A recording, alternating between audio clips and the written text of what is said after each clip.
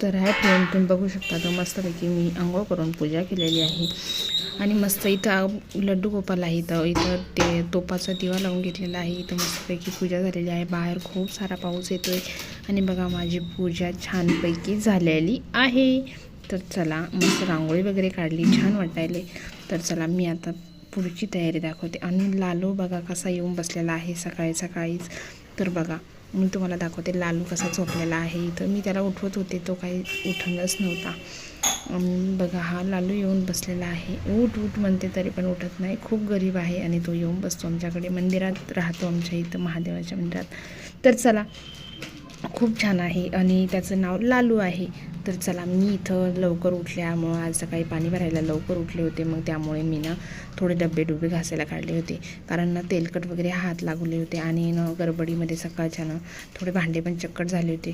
तर चला मी आता स्वच्छ करून घेते आणि नळाच्या पाण्यामध्ये स्वच्छ निघतात भांडे म्हणून. चला आता इथे सायलीची तयारी करते. आज आहे सोमवार, तर संडे असल्यामुळं काही नव्हतं. सोमवारमुळं आता त्यांचं आता रुटीन चालू झाली शाळेची. तर चला मीच आवरून देत होते. आणि बघा आता कंटोल्याची भाजी पण करायची होती.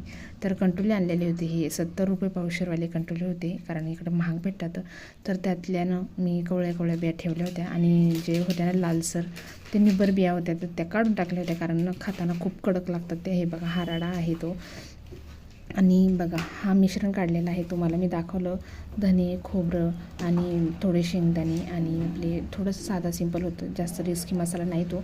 जिरे टाकून घेतलेले आहे आणि त्यामध्ये टाकायचा प्रवीण मसाला आणि मिरची पावडर टाकली होती मी, कारण साधी सिंपलच बनवायचा होता. तर चला, हे फ्राय करायला मी पूर्णपैकी व्यवस्थित टाकून दिलेलं आहे.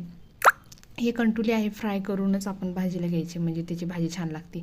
आणि हे जे मिश्रण आहे ते आपण मिक्सरला लावून घेतलेलं आहे आणि ते मी थोडंसं लालसर भाजून घेतलेलं होतं, तेव्हा मी लावलं ते.